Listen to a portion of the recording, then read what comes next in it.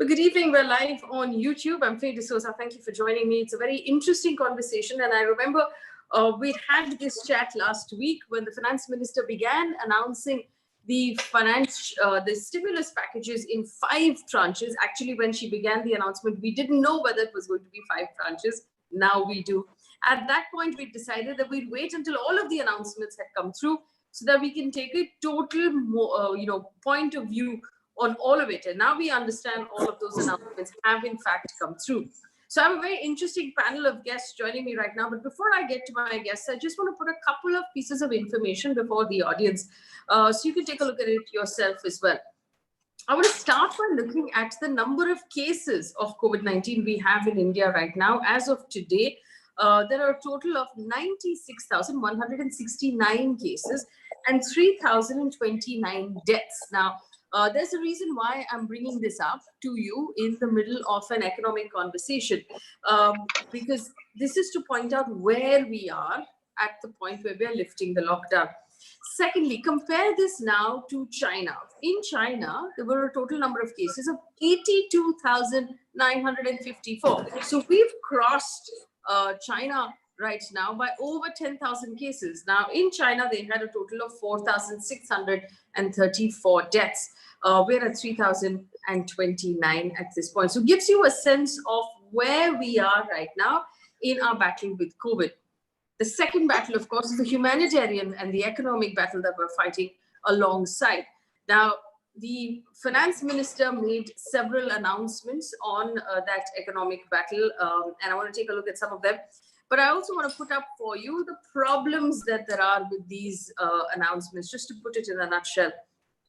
I'm sure you read a lot of it came in terms of loans, that these money loans will be given to small businesses. These kind of loans will be given to farmers. Credit cards will be given to farmers. So nearly 75% of what was announced was in fact in the form of liquidity or in the form of loans. So this load actually then falls on the banks and is not necessarily coming out of the government in terms of funds. The second problem was a lot of the announcements that were made were structural reforms. They were long-term reforms that will take several years to execute.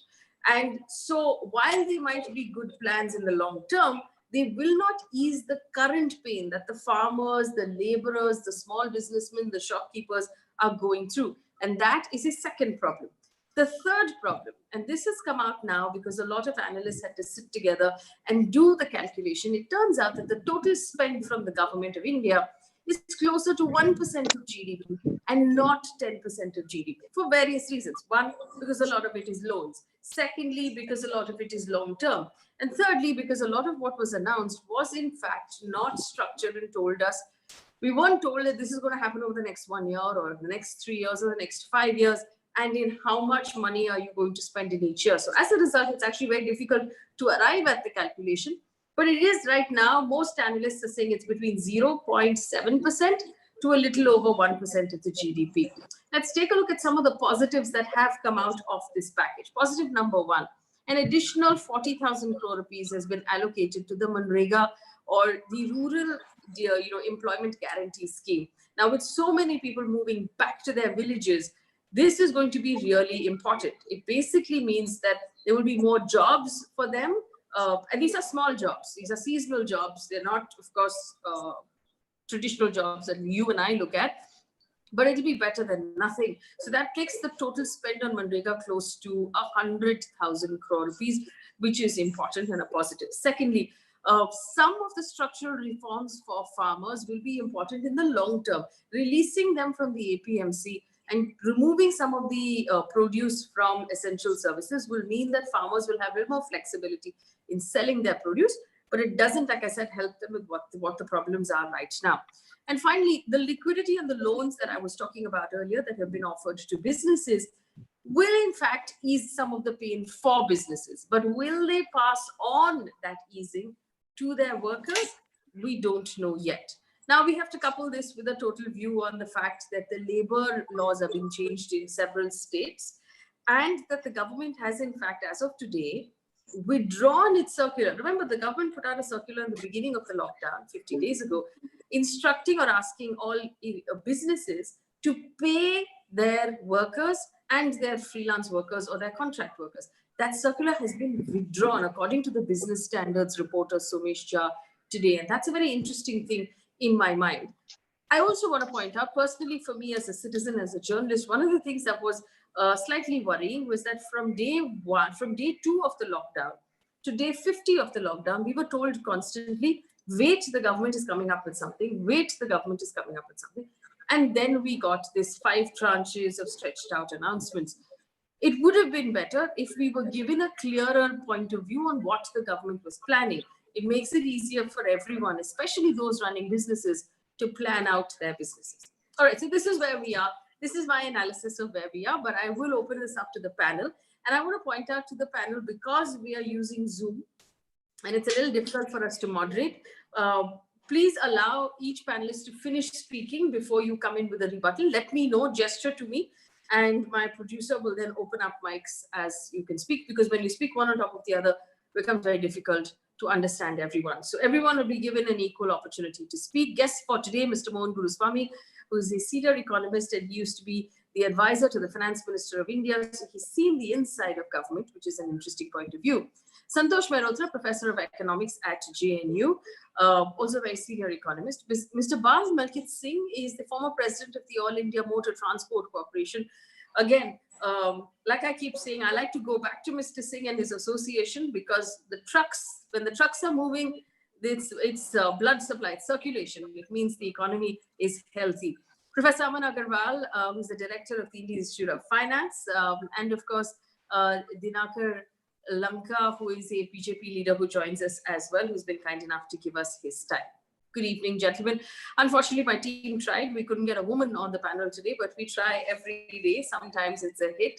Sometimes we don't manage. So today, I'm just going to have to do. Let me start with Mr. Guruswamy. Mr. Guruswamy, good evening, and thank you for joining us. We've had all 5 announcements now from the Finance Minister. What is your review on a scale of 0 to 10? Where would you place this as a relief package to ease pain of people on the ground? Mr. Guruswamy. On a scale of 10, I'd probably give it 3. Okay. Because it does very little. It carries out reforms which are long overdue, but it doesn't address the issue of a complete collapse of the wage market and a loss of wages of 120 million people who are reduced to penury and starvation in one stroke. Doesn't do anything for them. And that is the big failure of this, and because of them, the consumption is going to drop, and this is a cyclical effect. This crisis has not been brought about us by some big fiscal or monetary policy collapse. It was an act of nature which descended on us. Lockdown, right or wrong, we had a lockdown. But you have to take responsibility for what is resulted from the lockdown. You can't have 126 million people without wages and without daily incomes and starving and suffering and all on the road. That is some issue you have to address. You can address all the monetary issues, all the fiscal policy deficiencies, all that done by policy nudges and changes. But for this, you need a stimulus. And this kind of problem has never been seen in the world before. And India has got a unique situation. So you need to expand the economy, putting money into it. When you don't have money, you either get money from somewhere else, take it from somewhere else, or you print more money. That is what you need to. And that has not been done. And there is money to be had. There are lots of trees. You're just going to shake the trees up. You have 80 lakh crores of bank deposits. Even if you sequester the top 5% of that, and these are deposits, fixed deposits, you give bonds against them, 5% bonds, you still get almost 5 lakh crore rupees.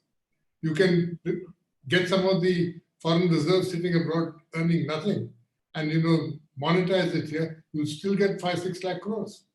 You cancel leave travel allowances this year, and you say 1 lakh crores. You'll make that money available.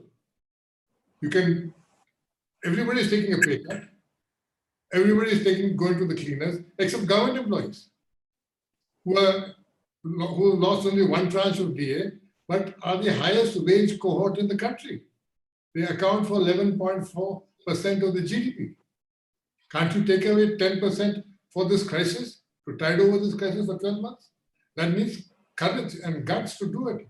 Take that money and put it into the DBT accounts, 5,000 rupees per head, into the 72% of the population that has Jan Dhan accounts, and then distribute the food.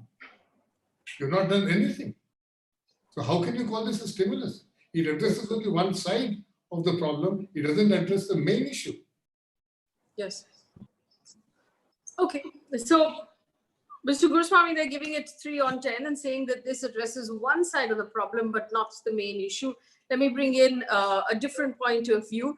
Professor Aman Agarwal, and here's a question. A lot of people have argued that Manrega is a good thing because it's not handing out money at this point, because you're not giving away money for free. There are no free handouts. In Manrega, people will actually have to work for that money.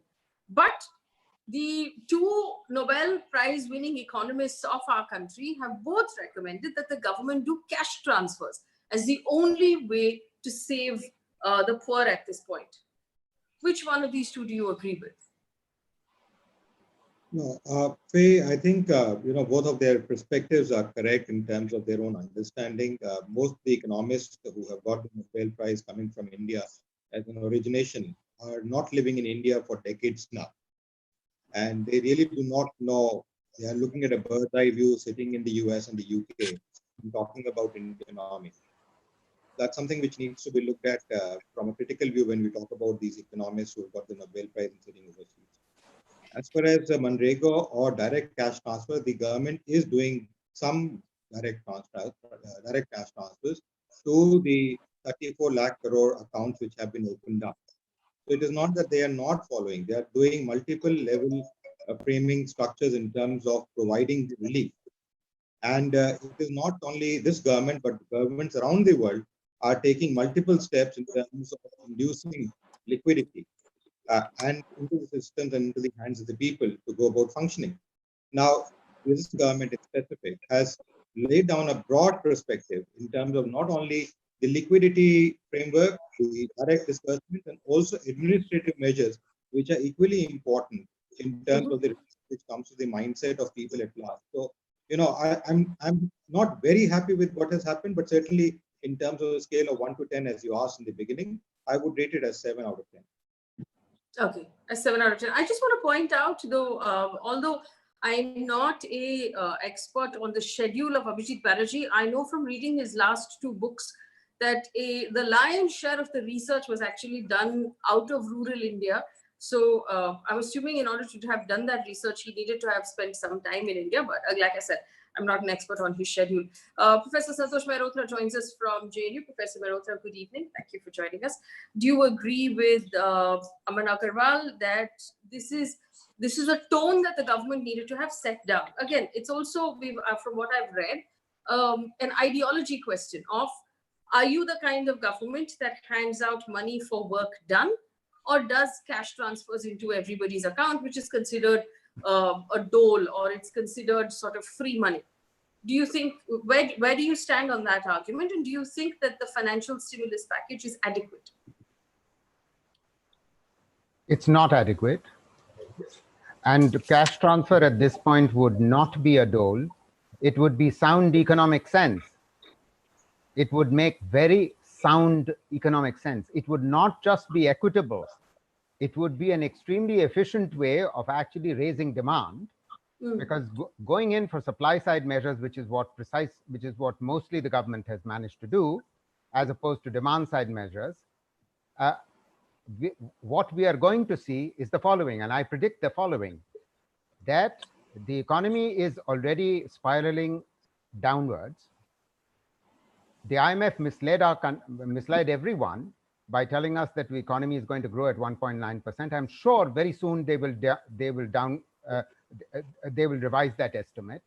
Everyone will revise that estimate. It's highly unlikely that the economy will not contract this year. What is the meaning of that? That tax revenues will fall well below that. So much of what is intended to be spent, as we've been just told, will actually merely enable us to maintain level of expenditure that the government was planning to possibly maintain in fiscal 2021, when in fact we needed a massive increase in fiscal expenditure. Let us try and understand the difference between fiscal measures and other measures. Let us just contrast this situation with the 2008 global economic crisis. The 2008 global economic crisis was no greater than half of this crisis. And this is a much, much deeper crisis, point one. And yet, the government at that point came in with a 4% of GDP fiscal stimulus. Fiscal means public expenditure plus cuts in taxes. Excise duty, excise taxes were cut, other taxes were cut, and public expenditure was raised, the fiscal deficit rose. Yes, the criticism has been rightly made, and I'm a votary of that criticism, that fiscal deficit went on for longer than it should have. And as a result, there was inflation. But if we knew that mistake was possible, then why can't this government have actually learned from that mistake, put in a fiscal deficit? We needed a fiscal deficit at least the size of the previous one of 12 years ago, when the crisis was much smaller in scale. Yes. 122 million people are currently unemployed. This is unprecedented in the history of our country. So, with all due respect to anyone who is defending this, 1% of GDP in a crisis where the economy, you see, what will happen is that the government will have to monetize the deficit in any case, because the economy will spiral downwards further, and we will have to borrow more, and in the last analysis, this will have to be monetized by the central government. One final point, Faye, before I finish. One good news that came at the end of the 5th day was that the state governments were allowed to borrow more. Yes. No question about it. That is also a fiscal stimulus, because they are the ones who will have to undertake all the welfare measures that will be required under the circumstances. And let's remember that their GSDP is also going to fall. So they needed this borrowing requirement. It may well be that they end up borrowing that full 2% of GSDP, and there is some hope in there. But all I'm saying is that even when you factor that in the best case scenario, we might escape with a minor contraction of about 1% of GDP. We may well see in this fiscal year alone a massive contraction, in which case the central government will have to borrow more in any case. So not borrowing now is actually causing pain to the economy, causing pain to people, and what the focus should have been on demand expansion. So let me just break this down for our audience who are not economists, and tell me if I've understood this wrong, Mr. Guruswamy and Professor Mehrotra.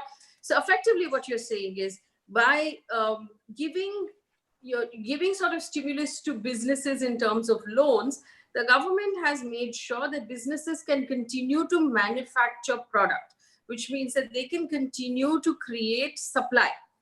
But by not looking after the people on the ground and not putting cash in, putting money in the hands of the poorest through their Jan Dhan accounts, what we're doing is making sure, what they've missed out is looking after those people who will buy those products. So you're making sure products will continue to be manufactured, but there'll be nobody to buy them. And as a result, the economy will go into a tailspin, and the effort that has been made now would perhaps not be as useful. Have I understood that correctly, Professor Mehrotra? You've understood it very accurately, but I think Mohan wanted to say something. You should let Mohan say something. The bulk majority of the people in this country are very extremely poor. Now, if you take away incomes from 126 million people who spend 90% of their daily wages on food, they don't consume anything else very much from the manufactured sector. Maybe matchboxes and a few things like that. But food is the major expenditure of the household. Even the lower middle class spend 68% of their income. the family expenditure on food. So if you take away food, what is there? They're not going to, even if you give them the money, they're not going to step up demand. But at least they will not starve. You've got a starvation situation Yes. ahead of us in the country. And Right. Okay, Mr. Prasami, I'll come back to you. Forgive me for interrupting you, but I just want to bring in the other two guests who haven't spoken yet. Mr. Dinakar Lanka of the BJP, straightforward question to you, and I'm asking as a citizen more than a journalist at this point. We were told it would be a 20 lakh crore rupee package, and this announcement was made by the Prime Minister himself. Today, every analyst in this country has calculated this is 2 lakh crore rupees or less, which is 1% of the GDP and not 10% of the GDP. In fact, the most complimentary calculation has come from State Bank of India that says that it is 2 lakh crore rupees or 1% of the GDP. Please, Mr. Dinakar Lanka, explain to me what happened to the rest of the money and why were we promised a large package and actually delivered only 10% of that? Everybody has their own notion, but you can't see all the things with money. There are some measures which is provided liquidity into the system, which gives investment opportunities. Whenever there is a investment opportunities, automatically employment opportunities, existing employment opportunities generated, as well as with these liquidity, another additional employment opportunities which generated. Whenever the employment opportunities available, cash flows on hand of the employees available to for their consumption, automatically it leads for demand and it requires supply. It is the model which has taken. Apart from that, there are the huge extent of the migrant laborers and the below poverty line families are there. Keeping in view of their constraints already, to the extent maximum possible, food and essential commodities for up to June, from April to June, already Union government has given 5 kgs rice or 5 kgs wheat, dal, and cooking gas for each Ujjwala scheme under which whoever they are covered, and 500 rupees to Jan Dhan account. Wherever it is required, to the extent maximum possible, we are transferring in kind. And finally, whatever the required cash which is directly benefiting and transferring to the respective Jan Dhan accounts. And farmers also, you know that 2,000 rupees, whatever the Kisan benefit which has deferred, which has already delivered to their accounts. And to the extent maximum possible, wherever it is required, the Union government has tried to push cash into their hand and in kind. Whatever the services which made by the Union government in kind, also it should be translated into monetary terms. And some experts and analysts, what they are telling is print cash. Print cash is very easiest thing, but we should not go like a Nigerian model. We need to provide employment opportunity, earning capacity. It should lead country GDP should be grow, as well as earning capacity of each and every individual by means of liquidity into their hand from their salaries should be available. Meanwhile, there are some problems regarding to the migrant laborers and daily wages laborers. Everybody, you are also accepting that 40,000 crores additionally, whatever the Mandega, which has provided, apart from that existing 60,000 crores, is very much fair enough. And infrastructure, as one professor told, I accept that there should be a public spending is required. That's why Union government has considered infrastructure as the key. Even agriculture sector, 1 lakh crore extent of the infrastructure for which provision has made. Even the 3 lakh crore rupees for the banking credit facility available through MSME also provide, on the one hand, employment opportunities, and on the other hand, it will be provide the contribution for GDP, because multi-oriented issues has considered by the Union government. On the one hand, liquidity, pumping liquidity. So many people, when the lockdown decision has taken, so many people has asked, where is the liquidity? Once the union government has taken measures for provide adequate liquidity Mr. under various Lanka. measures, let Mr. me Lanka, hear, please. my question to you was this. We were promised a 20 lakh crore rupees stimulus package. We were delivered a 2 lakh crore rupees stimulus package. Remaining 80 lakh crore rupees, where is it? I told very clearly now the liquidity, whatever the opportunity for investment and infrastructure, these are all part of the encouraging the employment opportunities, and automatically the professors are what he told, that public money, spending public money is the scope through that infrastructure projects. Let you take 1 lakh crore worth of agriculture infrastructure facilities, for which whatever the union government has told comes under the public spending as well as the private spending. Keeping in view of that model, union government increased from 3% to 5% of the GSDP to the state governments to get their borrowings, and union government also wherever it requires it get borrowing. That last opportunity only we keep printing money. We don't want to excise immediate effect because it leads inflation. It leads inflation.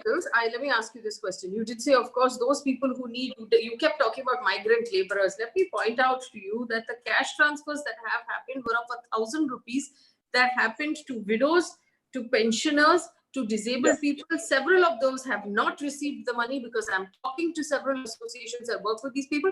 1,000 rupees, Mr. Lanka, 50 days ago. How many families are you expecting will survive off this 1,000 rupees? Second question, now you're transferring 2,000 rupees into the hands of the farmers. What are they expected to do with 2,000 rupees? Are they expected to pay their loans? Are they expected to feed their children? Are they expected to buy crop for the next Kharif sowing season? What are they supposed to do? Are they supposed to pay for, what are they supposed to do with 2,000 rupees?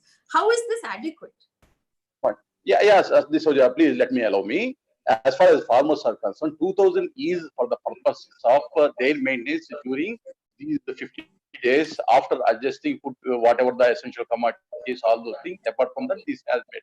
And 74,000 crores during the last 3 months through agriculture markets, union government procured the produce, agriculture produce. Let you observe that this is a liquidity which pumped to the various. No, why not? Why not? You are asking that the government is not silent due to we haven't kept aside our responsibility by showing lockdown. That means we are doing regular practice without interrupting. There for liquidity, whatever it is required, we are doing. That means that cash, whatever we have allowed, it can be used by the farmers for their needs. Apart from that, agriculture loans, how much agriculture loans disbursed for last 3 months? How much? By showing Corona, we have stopped all these things because we want to continue as far as farmers regularly, whatever the practice it is.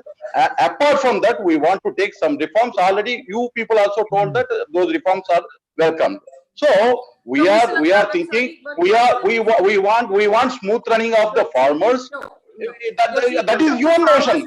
Whether you accept or not, that is the reality. Whether 74,000 worth for farmers' output, whether purchased or not. All right. Okay. If you shake your head, means you are not accepting. But reality is 74,000 crores worth of agriculture produce, which has purchased by the union government through various state governments. But they will do every year. Working capital also provided. Okay, let me bring in Mr. Singh, but let me just point out to my audience who's watching, a lot of what was announced in these 5 tranches, including this procurement, was either already in the budget that was announced in February or in the budget that was announced previous year in February. So it was already on the table. A lot of these things, including APMC, including essential commodities, was already being talked about. Privatizing coal, already being talked about. Who is going to benefit? Mr. Adani, in all likelihood. But these are not new things. What we needed was somebody to come and rescue the poorest who are starving on the roads right now. These measures, while welcome and might be well thought out because we've been thinking about them for many years, might not be that specific solution. Also, procurement of grain from farmers is the government's job. I'm not going to thank you for doing your job, especially at a time when we need you to do much more than your job. Mr. Balwant Singh is going to come in now with a temperature check of what is happening on the ground. Mr. Singh, the last time we spoke, you said Trucks are stalled all over the country. Business is not moving. People are starving. Have things changed? Are things better now, Mr. Singh? First of all, thank you for inviting me, for giving the opinion of the road transport sector, which is one of the main sector. 20 crore people are associated with this sector, and no movement will take place if this sector will not move. We are totally disappointed. We have been neglected, and on the scale from 0 to 10, as far as my sector is concerned, this is a road transport sector, it is 0, and not a single word had been uttered about the finance minister in the 5 press briefing in regard to the road transport sectors. We don't need the loans more. How we will be able to pay the loans which we have already taken? What about our EMI? Moratorium has been given, which will be due by 31st of the May. June, there will be the pressure of the bankers of the NBFC. We have demanded for a long-term measures. The economy is the demand. There will be a poor demand in the next 8 to 10 months. At least till September, there should be a deferment of the EMI with waiver of the interest, because we are bankrupt. There is no income left with us.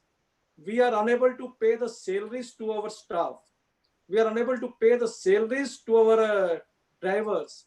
Any staff salary support is being given is in the package? No. Compliance of the documents. Every vehicle before coming on the road had to compile with the various type of the document, and all the payments have to be paid in advance. Like insurance. Insurance we have to pay in advance, then we have to move the material. Otherwise, it is a illegal activity and the liability will be on the owner. Third party premium has been deferred till 15th of the May. That is on yesterday. And we are trying with the IRDA, finance minister, that you extend this validity, but no action has been taken. And that vehicle which are moving with that deferment had already stopped, because nobody will be taking the risk of plying the vehicle. If there is any third party claim, it will be on the transporter, it will be on the vehicle owner. We have already issued the advisory that it is illegal. You don't move your vehicle. If you are doing it, is your own risk and all that. Taxes, permit, fitness, although the deferment has been given till of 30th of June. But when the things will normalize in July, every single vehicle will require about 70 to 80,000 per vehicle to, in way of the insurance, taxes, fitness, to bring the vehicle on the road. There is no packages given to us. On the contrary, as we are not doing our business, our limit with the banker will be reduced. As we have not done any business for last 3 months, our drawing power will be reduced. And as I already stated, that there is nothing for us. On 25th of March, very second day of the lockdown, we have the conference with Mr. V.K. Singh, Minister of Road Transport Highway. And today also in the ASSOCHAM video conferencing, he admitted that he had interacted with the transporter and asked that essential supply should not be halted. In spite of putting the risk to our drivers with no insurance benefit to them, we had supplied the essential commodity. ये देखा कि कोई भी देशवासी भूखा ना सो पाए. Then on 29th, there was the relaxation that non-essential supply should also continue. Again, we wholeheartedly supported the government in expectation that from 20 lakh crore package, at least we will get some penny out of it, and they will hold our hand to put us on our foot. But nothing has been happened. We are totally disappointed, neglected, and what we forces is that there is a strong resentment among the transport fraternity.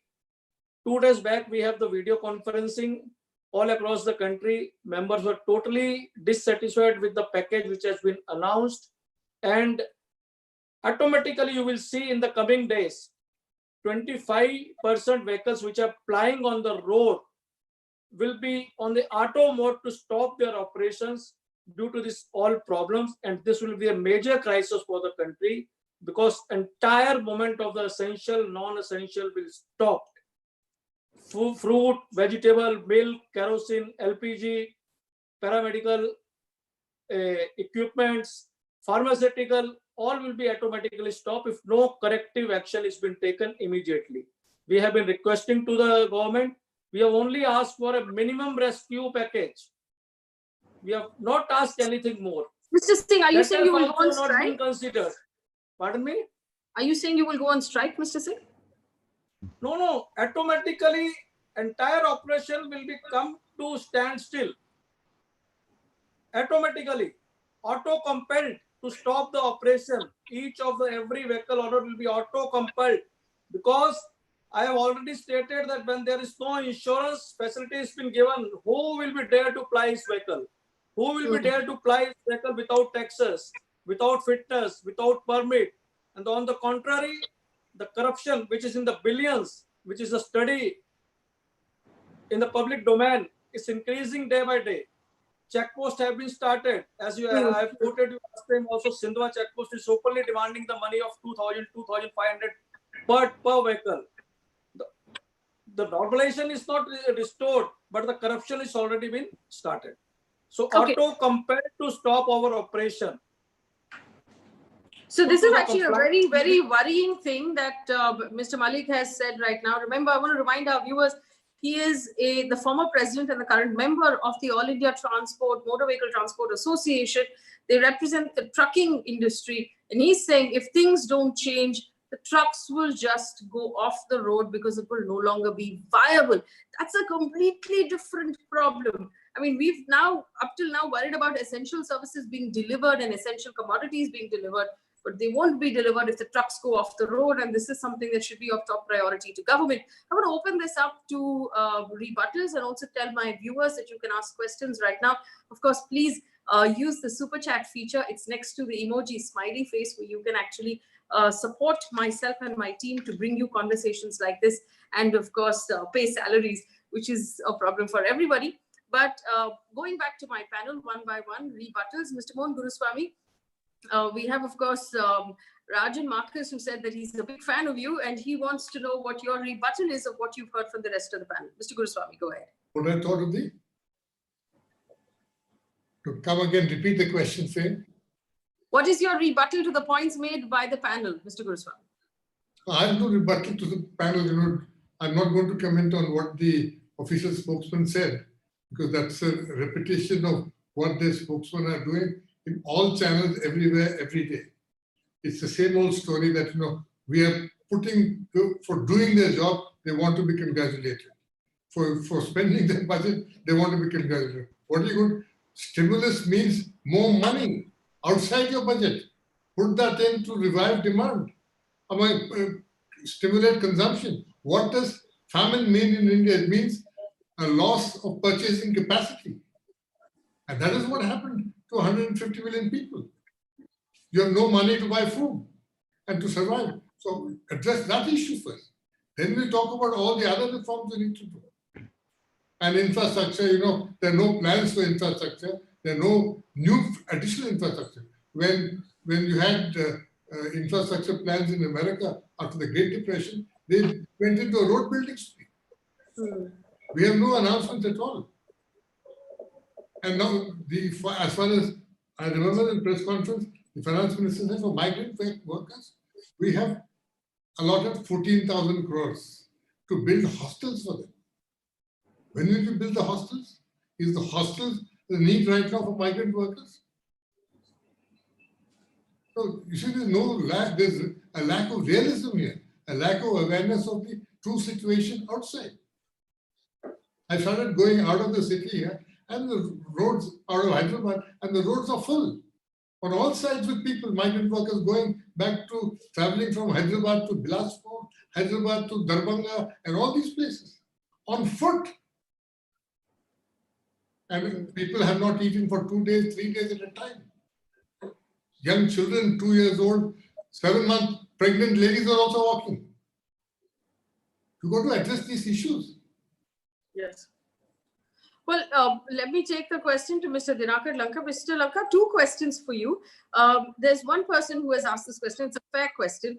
If the problem is how we're going to spend money on the people who are walking, who are starving, who actually need looking after, then will the government consider cancelling the Central Vista project? And this is from Shahrukh Kotwal, who asked this question.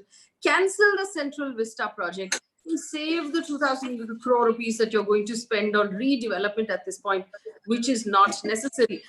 Second point is also, you had a fly past and a showering of petals on hospitals by the Indian Air Force and the Navy and the Army. Couldn't that money have been used to feed hungry people? Is there a problem of prioritizing? Why are we doing things like this when like a Central Vista project or showering flower petals from helicopters when we don't have money, Mr. Lanka? It is absolutely unfair. Whatever the amounts which required, already union government has disbursed to the state government to feed the migrant people and daily wage laborers. Nearly 11,000 crores has transferred to various government to provide food for 3 times in a day and shelter, to provide shelter. They have union government has disbursed, but some state governments, let I show the example, Andhra Pradesh as the example, 900 crores was transferred to the Andhra Pradesh. What Andhra Pradesh government had done, they had distributed 1,000 for each family, and that amount has been given by the state government out of their pocket, rather than fixing priorities. The priority is the migrant labor or daily wage labor, for which as the SDRF funds has given by the union government. I'm not telling you about all the states. There are some states they are doing these kind of things. The funds are not effectively utilizing for the purpose. That is Which one state, thing. Mr. Lanka? Andhra Pradesh. And one more thing, already I have told in previous debate also, 32,000 crores registered construction laborers cess is there across the nation. In Andhra Pradesh, 250 crores was there. 1,000 for each registered laborer should be provided. 220 lakhs laborer are there. 200 crores shall be transferred to their account. Today also in MRO offices, hesitations are going on by the construction workers, because even though union government has given instruction, that amount is not disbursing by the state government. Okay. These are the practical All right, problems let me bring in Professor Mehrotra for a rebuttal, and I'll bring in everybody. But to read out some comments, Shaurya is asking if Mr. Balbilkit Singh is saying that the whole chain of distribution is collapsing because of the behavior of the present government. Is that this point? I do believe that was the point he was making, specifically to do with a COVID environment. Vijay Chakravarti says, good work. Thank you, Vijay. Rachana Chatwani says, more power to journalists like us. Thank you, my team. I have Arun, Ira, and Amita who are working very hard. We're all very grateful for your support. Professor Mehrotra, we had Mr. Lanka of the BJP say that what were the current questions are unfair. The question about the Central Vista and the showering of petals is unfair because the government has already transferred 11,000 crore rupees to feed migrants to various state governments. Do you have a response to that? I have a response to that. Most of the people who read that story were actually offended by General Rawat's gesture. There were retired very senior military brass who actually wrote to the president, if I remember correctly, asking the general to withdraw this kind of action. This is my taxpayer money. I would much rather it be spent on paying migrant workers who have lost jobs, and to use it to transport these workers back, because they are dying on the streets before they even reach home. Can we remind ourselves that until the 9th of April, there were more migrant labor who had died on their travels back home than the people who had died from COVID. Let's forget about that. Let me move on to some of the points that we've heard. Migrant labor, I would recommend to this panel, every member of this panel, to read 2 surveys. One is a survey of SWAN, which is working with migrant labor across the whole country and has been talking to them. They brought out 15 days and counting at the end of the first lockdown, and then 32 days and counting at the end of the second lockdown. And not only they, but and yet another survey by the Azim Premji University carried out of 3,500 people who are supposed to be beneficiaries, all came to a similar conclusion that the majority of those who were supposed to be beneficiaries of these free rations or the 500 rupees, etc., did not receive it. So this is, I would strongly recommend to everyone who is out to merely defend what the government is doing, can we just look at the ground reality? These are the people themselves speaking for themselves in their survey. Let me turn to another point. Infrastructure investment of 1 lakh crores was announced on agriculture to help build a cold chain. Very good idea. This is something that many of us have been arguing for a very long time. 1 lakh crores. This is already included in the 1% of GDP, Mr. Lanka. So, I mean, let us not say that this is something, great that is happening. It is merely half of that 1% of GDP that we are minimal amount that we are talking about. And this will get spent over years. May I finish? This will get spent over years. Point one. Rather, what should have happened is that the government had announced a couple of years ago an infrastructure, a couple of years ago, just last year, an infrastructure pipeline of projects. The pipeline of projects is right there. We know what to do. We just have to allocate the money. Why is that not happening? What is happening is that we are going to plan now to build cold chains. Let me move on. Central government has transferred funds. Let me point out two very simple things. One, that Professor Mehrotra, before you answer this question, let me just add a question so you can answer both at the same time. And this is a very valid question. Shirish Kumar has said that there are conditions to the borrowing that the state governments can do based on the World Bank's guidelines. They have to achieve a certain amount of growth in order to borrow. Does that actually, a lot of states are worried about, it's not a blank check. They have to be able to perform. Is that a problem, Professor Mehrotra? Honestly, I don't believe that that's a problem. I mean, those are reforms which ought to be carried out, and I'm quite okay with that. Let's just recall that the first half percentage point of GSDP is unconditional, and once those once the additional 1% on account of those 4 reforms are met, then the last half percentage point of GDP is also unconditional. So I'm not unhappy about that. So let World Bank conditionality or not World Bank conditionality, most of us would actually expect those reforms to be carried out by state government. Yes. But let me go back to the point I was making, that much is being made, that we've transferred so much money to the states. Can I just remind everyone that the states have been crying themselves hoarse for the last 6 months, that GST, which is, their portion of the GST, which is collected by the central government, has not been transferred to them. It is their right. It belongs to them. It is collected from their own people. It should have gone back to them. The central government has not transferred it. That's a much larger sum of money than 11,000 crores. Point one. Point two, I was appalled that it was announced that the central government will release funds which are due to firms from whom the government has procured, MSMEs in particular, that we will release funds which is due to them in any case. And government is calling this a fiscal stimulus. For God's sake, this is the right of the people who have already supplied you goods and services. They should have been paid in any case in time. You haven't paid them in time, and now you're going to pay them, and that's being part of the announced as a package. Please give me a break. Finally, when the US government makes an announcement that it is putting in a 10% of GDP stimulus, all of it is fiscal stimulus.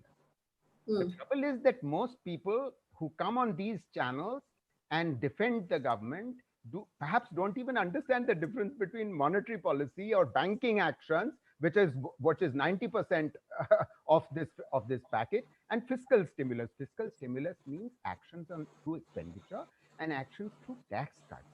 Unfortunately, our fiscal stimulus is the size of only 1% of GDP. Now, so there is a real conceptual lack of clarity among most people who try and defend the government, leaving the government rather unfortunately defenseless. Okay, thank you, Professor Mehrotra. Professor Aman Agarwal has not placed his arguments yet, but interesting just to explain to our audience, the banking action and fiscal stimulus. Banking action is when the government says, you know what, we will make sure that you can borrow X amount of money from the banks at 1% less interest. Now, you still have to fill out the forms and the bank still has to grant you a loan in order for you to access that money. And it's still money that you have to pay back. And that's banking action. 75% of what the government has done so far is that banking action, as Professor Mehrotra is pointing out. Fiscal stimulus is where the government actually takes out money and spends it and says, here is 5,000 rupees every month, feed your children, pay your electricity bill, pay for water, pay for gas cylinder, stay in your houses, stop walking. This is the problem. Now, for someone who has put his child on his shoulders and he's walking on the highway, offering him a loan at a lower interest rate is going to make no difference whatsoever. What's he going to do? He doesn't have food. He's not going to fill a form and look for a loan. It's not going to solve the problem. That's the point I believe that Professor Mehrotra was making. Rebuttals from Professor Aman Agarwal. Go ahead, please. You see, Faye, very interesting points, and I've been listening. I think I do appreciate what Mr. Singh has raised, very practical suggestions, and the government should consider in terms of implementing and smoothing the lives of large number of traders, as they should also in terms of filing their returns and documentation times. But, very critical. First of all, it's not a fiscal stimulus. I think they should not be confused with the fiscal stimulus. Secondly, even if they bring out and say that the charitable institutions, tax dues and others, which would have taken longer because of the lockdown, would be released, which are dues payments. And in fact, my tax dues are also due because there were some taxes which are cut by the banks on fixed deposits which have been cut. And I have been waiting for them also for the last 2 months. It's just that it's a relief which is going to be there because then I will have liquidity in terms of dispersing these salary commitments which I have. So it is not that it is not a relief. Secondly, it's a mixed bag of monetary, fiscal, and administrative measures which have been talked about in the 4-5 days recap which is there. Now, I don't know how to get this 1% and 10% figure, which is there from 10 to 1%. It's interesting to see, and I would love to look at the data because the data is not complete. Nirmala Sitharaman has not given out the complete data. The trains which are going out. Not true. All the data is out in the picture. Not true. Simply untrue. Simply untrue. Sir, can I? Please do, sir. Please do. But don't make factual errors. When you were speaking all about fiscal stimulus, where it is not a fiscal stimulus. You are an economist yourself, you know it very well. Okay?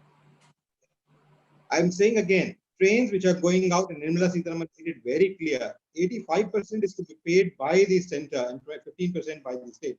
Now, those trains are moving. They're not moving empty. They are moving with people. Certainly, they're not satisfying all the needs of the people of migrants which are there. And not going on the humanitarian ground. In this country, the state of affairs in the last 75 years, because of the people who have been leading the government in the past also, they are largely responsible for it. Are we looking for an NPA crisis which was there in the 2012, and the way we had to liquidate almost about 18 lakh crores to banks, which was being waived off by various governments, including this government in the previous term when Atal Bihari Vajpayee was there, and the Congress government in the 2 terms? Are we looking at that kind of a fiscal stimulus to be granted to people and then creating a mess for the people at large? I think we need to really reassess what are we talking about. There is going to be lag. Banks loans, you all know about subordinate loans to be given last time. What are subordinate loans? No, Professor Agarwal. RBI has to give those instructions. They will come in due course. They cannot happen overnight. She is trying to do whatever best can be done within the framework of what she has in hand, trying to suffice all. And no one in this world, not even the United States of America, can provide relief to every citizen in the United States of America, being the richest country in the world. Right. So let us please try and understand and appreciate what is being done. Yes, you must come out with solutions. And even this package which has come out, in my opinion, will raise the fiscal deficit to about 5.5 to 5.75% in due course, because as she also said, where am I going to get this money? I may end up taking loans. I may end up raising bonds. No, Professor Agarwal, first of all, and this is me, so please, to say that no government is going to be able to save everyone is unfair, because right now we are not able to save a large population of people. We're not saying one or two, we're saying large population of people who are going without food, without electricity, without medication, who are walking on the streets right now in the middle of the Indian summer. He did speak all those things already. You are not giving the opportunity to me. He has spoken all those things already. He has raised various issues. He hasn't interconnected one issue to another issue. Mr. Lanka, you want an opportunity? I give you a question. Definitely, I need opportunity because Agarwal. Let me ask the question. No, let me ask the question. One second, let me ask the question. This is the Business Today article from the 16th of May. Big beneficiaries of Tranche 4 stimulus, it says. Adani, Vedanta, Tata Power, and Anil Ambani's Reliance. It says basically the major beneficiaries of the finance minister's fourth tranche of economic relief will be business groups like Adani, Anil Ambani's Reliance Group, Vedanta, Kalyani, besides Tata Power, JSW Steel, GVK, Hindalco, GMR. Are these the people who are walking on the highway, Mr. Lanka, who need the stimulus right now? Please explain to me. Can I? Will you feel that those package which covered MSMEs for Reliance, Vedanta? No, for those who purposefully it has given. No, 1 minute. You have asked the question. If you are interrupting means you should not have any preoccupied. You should not have any preoccupied mind. You have asked the question. Let me give my answer, and then you ask the question. When Agarwalji professor speaking series of things, you are allowed. When I am giving answer from my side, you are interrupting. You please allow me for 2 minutes, and then you ask the question. First, as far as migrant laborers are concerned, yes, it is the huge problem.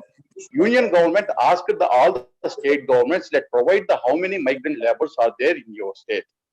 How much they have given? What is the real figure? We are discussing around 12 to 14 crores migrant laborers are there as per our feeling. Whereas state governments has given less than 5 crores figure. Where they had gone remaining 9 crores? Because there was no proper enumeration on migrant labor. You are asking that how the assistance should be provided to the migrant laborers. It is the one problem. There are some people who already left their home places. Some people due to the problem of the local level where there is no employment, and some people they felt the panic to reach their family members due to the corona, what happened at their family. These are all the problems. That's why the lakhs and thousands of the people are walking to their destinations. It is the problem. Union government has given direction to the state government. Food and shelter provide wherever they are. Stop them and contact with respective states to transport them by arranging rides. But all these kind of measures union government is taking. But here problem is the state governments should take adequate measures. Let you take example as West Bengal, what she is doing, whether allowing the union government facilities to operate their migrant labor. Let you see that the Uttar Pradesh, how can they get 280 railway facilities, railway trains they have used to get their migrant labor? It is the problem. It is the problem. They are not speaking truth, and they are speaking conveniently certain things to make some allegations against the government. If we tell all these things, you are stopping. That is the problem. Okay. Now, here's my question. According to the Business Today, it says on the 16th of May that the biggest beneficiaries of Tranche 4 stimulus of the government will be Adani, Vedanta, Tata Power, and Anil Ambani's Reliance. What is your response to that? Absolutely unfair. Farmers are not pertaining to the Reliance Adani. MSMEs are not pertaining to the Reliance and Adani. Don't make these kind of comments by showing your finger negatively on the government. It is the fact. MSMEs are 12 crore people dependent on MSMEs. 20 crore people dependent on agriculture. The gentleman professor, I am unable to understand. 1 lakh crore Infrastructure investment also he has made negative comment. Means I am unable to understand what kind of mindset these people have. And his hypocrisy is very much clear. We don't have any knowledge. How can he make such kind of comments? Those people who doesn't have knowledge, are you calling for debates? Okay, Mr. Lanka, you are not answering my question. Now, basically, tranche 4 of the government was coal privatization, coal blocks, airports, defense products, and power distribution. Now, these are the companies that stand to gain the most from these reforms. Now, what is the need, first of all, to bring in these reforms at this time? Secondly, is it not true that they will benefit the most? I'm not talking about that was tranche 2. Don't you want any employment opportunities in coal sector? Don't you want to revive the discoms? Apart from the existing restructure, whatever we required due to COVID, and the new opportunities, and those opportunities we are losing should be safeguarded.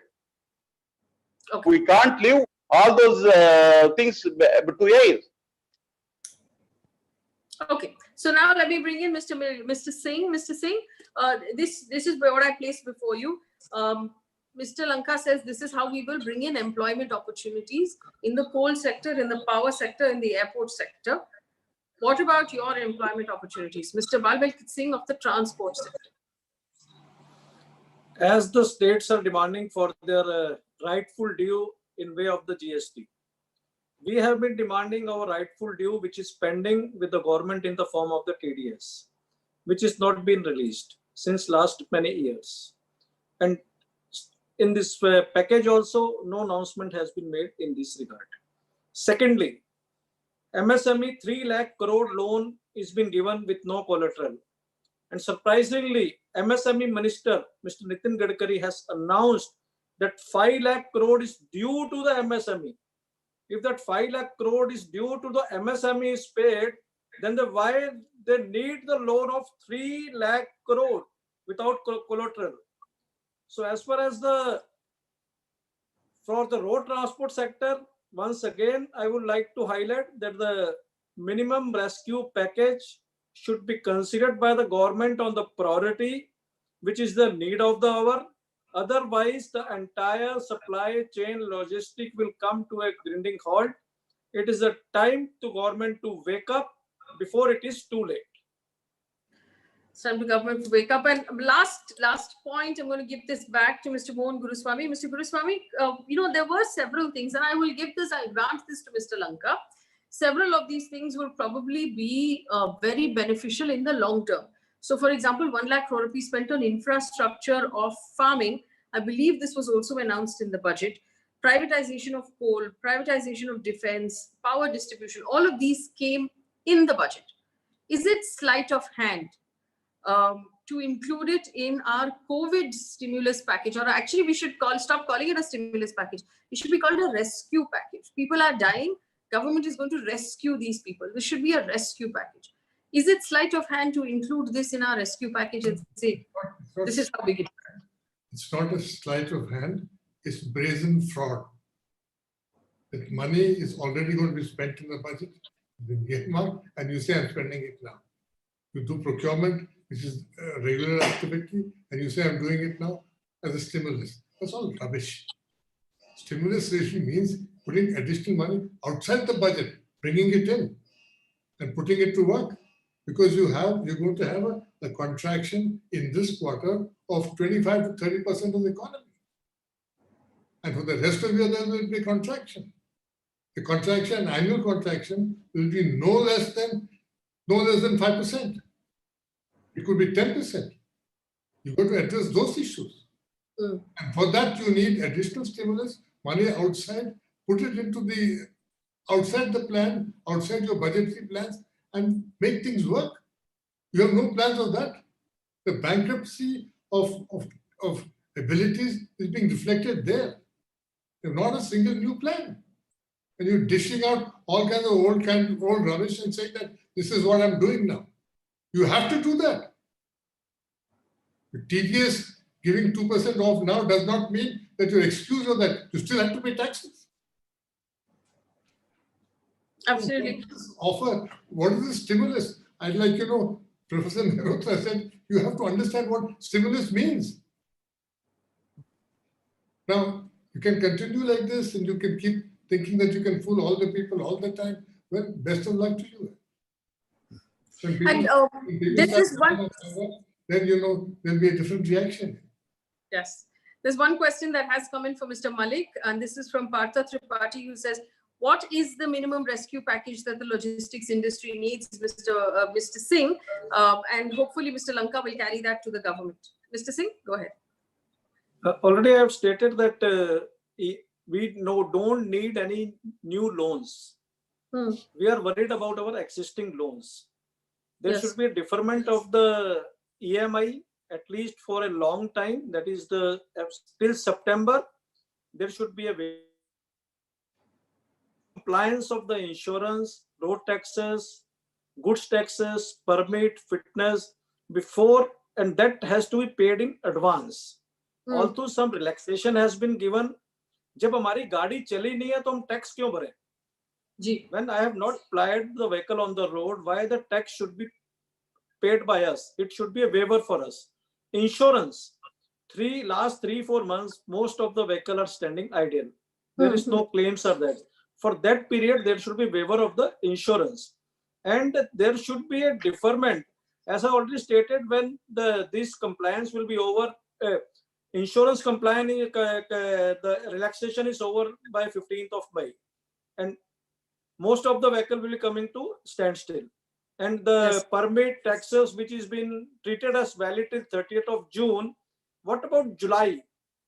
Each vehicle will be needing around 80,000 rupees minimum to put back on the road. From where that money we will get? Because we are without any job, without any business last 3-4 months. Is there any working capital will be provided to us? Soft loan without any interest will be given to us. This is the minimum rescue package which we have submitted to the government, and we are reminding almost daily to them. But nothing is been done. When they need our services, we are not helping. It is our duty that we are supplying the essential commodity in this moment. We are supplying the non-essential commodities.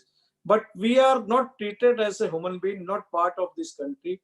Even though this is the biggest industry, 20 crore people are associated with it. 90 lakh vehicles are there, which we are applying day and night, but nothing has been considered. Not a single word has been uttered in the 5 media briefing in regard to the road transport sector. Totally disappointed. We are feeling neglected, and their total resentment on the grounds. All right, I'm going to leave this here because we've run out of time, but I want to thank my panelists. I just want to point out a couple of sectors who have turned out and said that they are disappointed, just like Mr. Singh has pointed out. The transport sector, the restaurants and hospitality sector. Restaurants are massive employers, not just of waiters, cooks, people who drive trucks, bring produce, they buy from farmers, they have security, they have all of these people. Not a word for them at all. Even the farmers are suffering the same thing that Mr. Singh is pointing out. They have loans that they have to pay. The poorest farmers are the ones who grow vegetables and fruits. The ones who grow tomatoes and onions and brinjal and bindi. These are the poorest farmers. These are the ones who have lost the most. They need more help than what the government is offering them right now. And there are experts in this country who can tell the government exactly what is needed. We don't have to fire shots in the dark. And finally, and this is my point of view, in the last 2 years, the government has run roughshod over privacy to make sure that everybody has an Aadhaar card. They have said the combination of Jan Dhan accounts and mobile and Aadhaar, which is what the government calls JAM, gives them access to every single individual, if not almost every single individual in this country. They've said, we know who every person is. We know their bank account, their mobile number, and their Aadhaar number. Use this information that you put together for this very reason, to put money in the hands of those people who cannot feed their children right now. When someone has not worked for 50 days, that person will run through their entire savings if they have any at all. They cannot pay their rent, so they are now thrown out of the houses or the hutments or the slums that they were living in. They cannot pay their phone bill, so they are now disconnected from information, and they don't know where the nearest shelter is, what sort of special loan the finance minister has informed. They don't know. They've not paid their bills. They don't have electricity. They don't have water, and they have no means of reaching their families. That is why they're walking. They're not walking to make you look bad. They're walking because they have no other choice. Give them money. That is the only solution. Because all of your arguments about fiscal deficit and general health of your economy goes out of the window if people are dying of hunger, if children are going to sleep hungry. That is the only thing we should care about. These are extraordinary times. No government in the world has an answer. There's no one solution, but we need to be able to learn and prioritize correctly. Central Vista project, bottom of the list. Hungry children, top of the list. This is the priority. Central Vista project, bottom of the list. Showering petals on hospitals, bottom of the list. PPE systems and careful protection for doctors, nurses, and ward boys and maushis, top of the list. Prioritize, please. That is what we need right now. Smaller businesses, shopkeepers, restaurants, transport industry. These are the guys who need our support. The Adanis and the Ambanis and the Tatas of the world will survive. Because it's a circular thing at this point. We need to protect the ones who are most vulnerable, not the ones who are strongest so that the money will trickle down at some point to the ones who are at the bottom. We don't have that luxury. By the time the trickle happens, the bottom will be dead. In the long run, we'll all be dead. Thanks for watching. Good night.